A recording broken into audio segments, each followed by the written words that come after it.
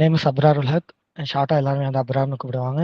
And I am full stack web developer with 7+ years of experience in this field. நான் வந்து 7 இயர்ஸாக இந்த ஃபீல்டில் இருக்கேன் வெப் டெவலப்பராக.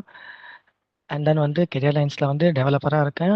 அண்ட் தென் ஃப்ரீலான்சிங்கும் பண்ணுவேன். அதாவது வந்து வெளியில் ஏதாவது ப்ராஜெக்ட்ஸ் கிடச்சா அந்த ப்ராஜெக்ட்ஸு அண்ட் தென் இந்த கம்பெனிலே வந்து இன்ஸ்டிடியூஷனில் ட்ரைனராக இருக்கேன். அண்ட் தென் எனக்கு வந்து ஃபுல்லாக ஜாவா ஸ்கிரிப்ட் பற்றி தான் தெரியும். நான் full and full JavaScript. Okay. And இதில் வந்து எனக்கு தெரிஞ்ச என்னென்ன ப்ரோக்ராமிங் லாங்குவேஜ்னா HTML, CSS, JavaScript, Bootstrap, jQuery, Node.js, Express and MongoDB. நான் வந்து ஃபுல்லாக ஒன் ஸ்டாக் டெவலப்பர் அப்படின்னு சொல்லுவாங்க. இது எல்லாத்தையும் சேர்த்த மாதிரி. ஓகே. அண்ட் தென் நான் வந்து ஃபுல் டைமாக வந்து ட்ரைனராக தான் இருக்கேன். அண்ட் தென் இன்னைக்கு நம்ம பார்க்க போகிறது வந்து ஜாவா ஸ்கிரிப்ட். ஓகே. நீங்கள் வந்து வெளியே பார்த்துருக்கலாம் போஸ்டரில் ரியாக்ட் அப்படின்னு சொல்லி பார்த்துருக்கலாம். பட் ரியாக்டோடைய பேஸ் வந்து ஜாவா ஸ்கிரிப்ட். இப்போ நேற்று வந்து பைத்தான் வந்திருப்பீங்க எல்லாரும். அந்த பைத்தானில் வந்து எப்படின்னா ஜாங்கோ எடுத்திருப்பாங்க. பட் வந்து ஸ்டார்டிங் பைத்தானோட போனாங்களே, பேஸ் வந்து கோட் லாங்குவேஜ் வந்து பைத்தானோட போனாங்களே, அதே மாதிரி இதில் கோட் லாங்குவேஜ் வந்து ஜாவா ஸ்கிரிப்ட் ஜேஎஸ். ஓகே. நீங்கள் வந்து ஜேஎஸ் தெரிஞ்சால் தான் வந்து ரியாக்ட் எழுத முடியும். ரியாக்ட் லாங்குவேஜ்குள்ளே உங்களால் போக முடியும். ஓகே. ஃபர்ஸ்ட் ரியாக்டோடைய இன்ட்ரோடக்ஷன் பார்த்துப்போம். JavaScript is one of the most popular language and has a host of handy features of development. On GitHub, it's among the highest volume of code is written in repositories across all users. In fact, according to Stack Overflow, nearly 70% of professional developers who responded to 2023 survey coded in JavaScript. அதாவது ஜாவாஸ்கிரிப்ட்ன்றது என்னதுன்னா ஒரு web அப்ளிகேஷனில் use பண்ணுற ஒரு language. இந்த language வந்து front end சைடில் வந்து யூஸ் பண்ணோம். ஓகே.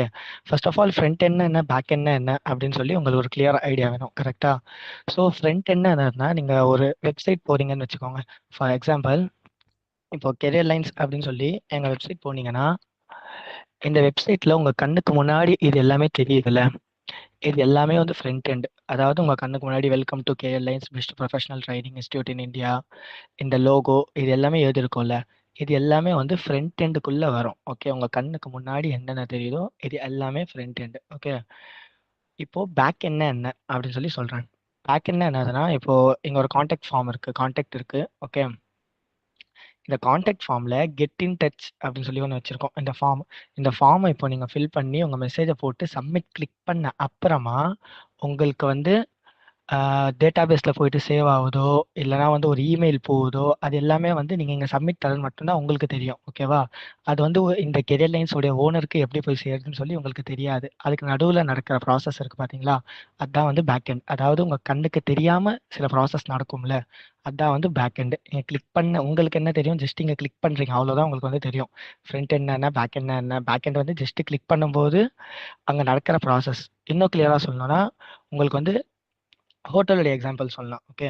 இப்போ நீங்கள் ஒரு ஹோட்டல் போனீங்கன்னா, ஃபர்ஸ்ட் ஆஃப் ஆல் நீங்கள் ஒரு ஹோட்டலில் போய் உக்காந்தீங்கன்னா, உங்களை வந்து ஒரு வெயிட்டர் வந்து கூப்பிட்டு கேட்பார் என்ன வேணும் அப்படின்னு சொல்லிட்டு. ஓகே. நீங்கள் வந்து ஏதாவது சொல்லுவீங்க, பீஸா ஒரு பர்கர் ஏதாவது ஒன்று சொல்கிறீங்கன்னு வச்சுக்கோங்க. அந்த பிஸா பர்கர் அப்படின்றது போயிட்டு சேர்க்குறாரு பார்த்தீங்களா நடுவில் ஒருத்தர், அவரை வந்து ஏபிஐ அப்படின்னு சொல்லி சொல்லுவாங்க. ஓகே. அங்கே பேக் எண்ட் அதாவது வந்து அந்த ஷெஃப் இருக்கார்ல, பின்னாடி போய் சொல்கிறாங்கல்ல, அங்கே ப்ராசஸ் நடக்குதுல்ல, அதான் வந்து பேக் எண்ட். பிஸா எப்படி சமைக்கிறாங்கன்னு நீங்கள் பார்க்க மாட்டீங்க. பெரிய ரெஸ்டாரண்ட்லாம் போனீங்கன்னா அந்த ஹோட்டலில் நீங்கள் எப்படி பின்னாடி சமைக்கிறாங்க அப்படின்னு சொல்லி உங்களெல்லாம் பார்க்க முடியாது. ஓகே. ஸோ அது கண்ணுக்கு தெரியாமல் ஒரு ப்ராசஸ் நடக்குதுல்ல, அதான் வந்து பேக் எண்ட். ஓகே. அங்கே வந்து ஷெஃப் சமைப்பாங்க, இன்க்ரீடியன்ஸ் போடுவாங்க, எல்லாமே போடுவாங்க. பட் அது வந்து உங்களால் பார்க்க முடியாது. கரெக்டா? ஸோ அது பேக் எண்ட். ஓகே. அங்கேருந்து எடுத்துன்னு வந்து மறுபடியும் உங்கள் டேபிளில் வைக்கிறாங்களே, உங்கள் கண்ணுக்கு வெறும் என்ன தெரியும், ஜஸ்ட் அந்த பீஸா மட்டும் தான் தெரியும். ஃபார் எக்ஸாம்பிள் நான் பீஸா சொல்லியிருக்கேன். அதில் வந்து உங்களுக்கு பீஸா மட்டும் தான் தெரியும். ஓகே. அது எப்படி ப்ராசஸ் ஆச்சு, அது எவ்வளோ நேரம் அவனில் வச்சாங்க, அது என்னென்ன பண்ணாங்க அப்படின்னு சொல்லி உங்களுக்கு தெரியாது. ஸோ உங்கள் கண்ணுக்கு என்ன தெரியுது, ஃப்ரண்ட் எண்ட். அது ஜஸ்ட் பீஸா மட்டும் தான் உங்கள் கண்ணுக்கு தெரியுது. அதே மாதிரி தான் இந்த இந்த வெப்சைட்டில்